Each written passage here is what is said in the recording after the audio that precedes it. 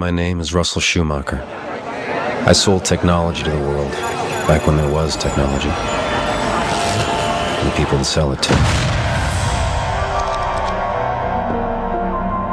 After the rains, that's when most survivors started emerging. According to Delandre, there were at least 100 in the city. From what I could tell, I'd hooked up with the right one. Delandre was streetwise and self-sufficient. Everything I wasn't. She had a lot of good advice on how to stay alive. Rule number 1. Stay out of the floodwater best you can. It's full of disease. Rule number 2. Keep extra batteries for your flashlight. You never know when you'll be stuck in the dark. It hadn't even occurred to me, but it was only electronics using AC that were useless. DC devices like flashlights, simple circuits using batteries, they still work fine. Rule number 3. Always carry a gun. Because the world might have changed, but people sure haven't. I asked Delandre what she knew about the fall. Turned out, she witnessed it firsthand. Said she liked the graveyard shift. Less people in the streets, less distractions. Her whole life was her job, and she took pride in doing it well. Every night around 5 a.m., she stopped for coffee at the same diner. Night of the fall, she said she got a double shot because she was expecting trouble. Apparently, there was an all-units warning about 15 minutes before it all went down. She assumed it came from Homeland Security, but she didn't know.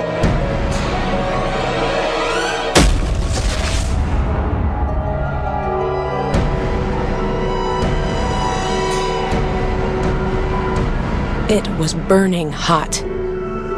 I didn't believe in God before that night. But I sure as hell do now. If the authorities knew something was coming, made me wonder what else they knew. Delandre said nobody had a good explanation for the fall, at least nobody she'd talked to. As far as she was concerned, God just had enough. Back then, I didn't have enough evidence to argue. But as I talked to other survivors, I realized everybody was looking for answers, an explanation for the fall. We were alive, and that was definitely something to be thankful for. But it wasn't enough. We needed answers. Every survivor had a story to tell, another piece of the puzzle. I was determined to put it all together and solve the mystery, figure out where we'd gone wrong. Meanwhile, the first new communities were forming, right there in Central Park. Bound by a need for human connection, civilization was rebuilding itself. And where we were headed, that was the biggest mystery of them all. Sometimes the desire to escape reality is so strong, a simple memory can transport you back in time. For a moment, I actually thought I was back home, my wife Janelle cooking one of her famous breakfasts. But I wasn't home. I was stuck in New York after the fall with a handful of survivors, one of whom was kind enough to take me in. Hadn't seen fresh food in days, but I was learning fast Delandre was a woman of means. Not only did she jerry-rig a refrigeration system, she cornered the market on the key component. Central Park was like a swap meet, a big, wild bazaar. They had everything, solar gadgets and seafood, kerosene lamps and organic lettuce, flashlights, batteries, crowbars of every size. After 2 weeks alone in a hotel room, I wanted to join in, belong to this new community. It was heartening to see all those people, but only if you didn't do the math. The population was down to less than 1%, and everybody had a theory on what happened to all those bodies, how they just disappeared. It was UFOs. The rapture. Couldn't prove any of them, right or wrong. It was a chemical spill. But it struck me that no one had a theory to explain the loss of technology. Not until I met Mr. Tanaka. He wasn't bartering like everyone else, he was just giving away his bonsai trees. He said it was an EMP, electromagnetic pulse, that fried all the wires. It was just like I'd seen at the hotel. Anything using electrical energy was dead, useless. I asked Mr. Tanaka how he knew about this EMP. I am Hibakusha, survivor of the bomb. He was only 7 when the U.S. dropped 2 atomic bombs on Japan. But he remembered it vividly. How the phones went dead, the radio, the cars. No way to get help. days later, he found his mother, melted from her bones. So why were there no signs of a nuclear blast in New York? Mr. Tanaka said it had been more than 60 years since those bombs. Surely there were new bombs. There were always new bombs. Bonsai brings peace, harmony. We all Hibakusha now. EMP. Unlike other theories I'd heard, this one explained the loss of technology, but not the people. I had this feeling the answers to everything were out there, somewhere. It was up to me to keep searching.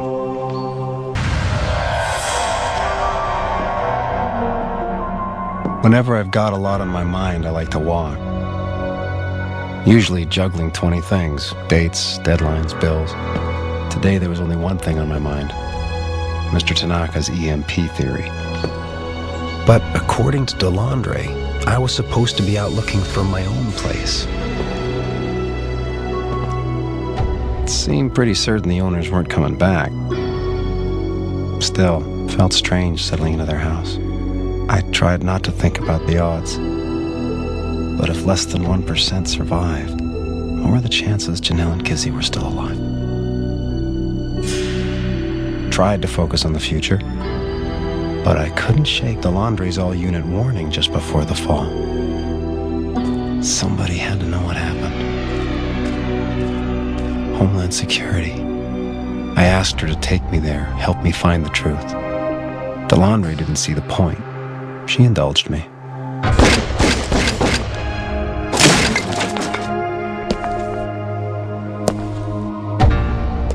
Didn't take us long to dig up a memo from that fateful night. It had been in the back of my mind since that very first morning, but now it was right in my face. Terrorism. I was starting to realize that the real villain was nothing more than human nature.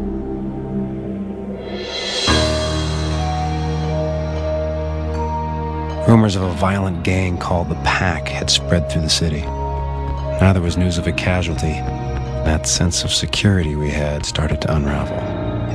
Delandra, hurry, come quick!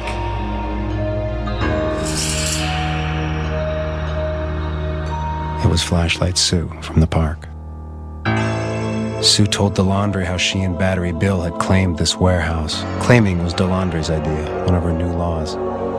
The couple had made this place their home together, started life over again, just like we were all trying to do. But this pack didn't care about laws, new or ages old. A man had been killed defending a couple lousy crates of batteries, and it raised some hard questions. Why? She wanted to know why we were left to scavenge like rats, why the fall happened in the first place. We didn't have an answer for Sue. We couldn't help her, and that really ate at Delandre.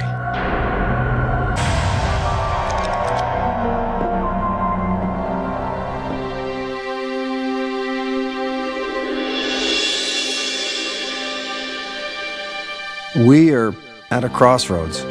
And either we change directions right now, or we continue down the twisted path that led us here. I didn't really know Battery Bill, but from your stories and recollections, I gather he was a kind and decent man. For those reasons, we can't let Bill's death be in vain. And somehow, we have to rise above our animal instincts. Try thinking about others for a change. No matter how bad it seems, the fate of mankind has not been decided. I believe we still have a chance. Looking back on it, that wasn't a eulogy for Bill at all. It was a eulogy for civilization, for law and order, for security, sanity.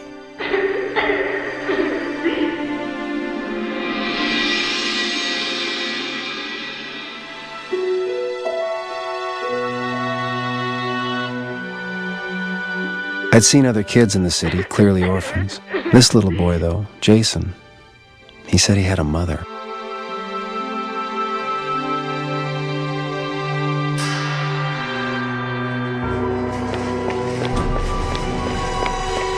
When I saw that skull and crossbones, heard that laughter, I knew it was the pack. I had to get him home.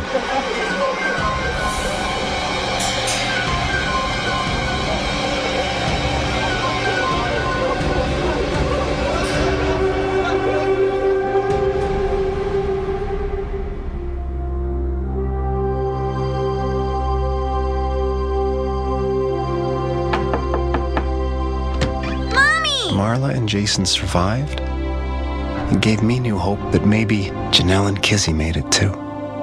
But even if they did, I worried how they were getting by without me.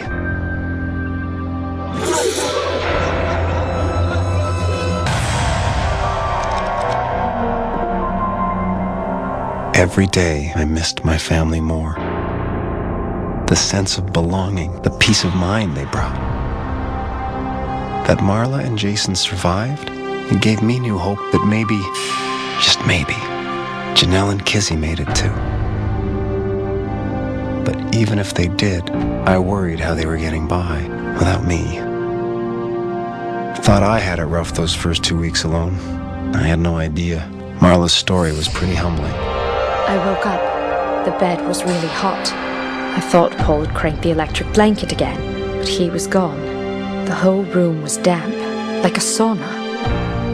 Then she got a taste of another EMP side effect, circuit overload. Mommy, help! By the time she put out the fire and calmed down Jason, the harsh reality was starting to set in. Marla's husband was a commercial developer. He traveled a lot, so she didn't have to tell Jason the truth. All he knew, all she wanted him to know, was that Dad was away on another business trip. For Jason's sake, I held it together until he fell asleep at night. Next morning, it was all smiles and just trying to make it to bedtime. To thank me for bringing Jason home, Marla offered me all the supplies I could carry. Since the rain stopped, she'd been stockpiling, sneaking out alone while Jason napped in the afternoons. Apparently, it was a fine plan. Until Jason went hunting for his mom. I can't do this alone. Even if it had been my own family, I doubted my ability to protect them. Returning Jason to his mother took every ounce of courage I had. Defending them against the pack seemed, well, beyond me. Fortunately, Delandre had taught me a handful of survival tricks, like how to make a distress flare. All you really need is a few household ingredients. Just like Marla did with Jason, I put on the bravest face I had. It's gonna be okay. Help's coming. But in a world with so few people, I knew there wasn't much chance of anybody seeing that flare. And the survival of this family would depend entirely on me.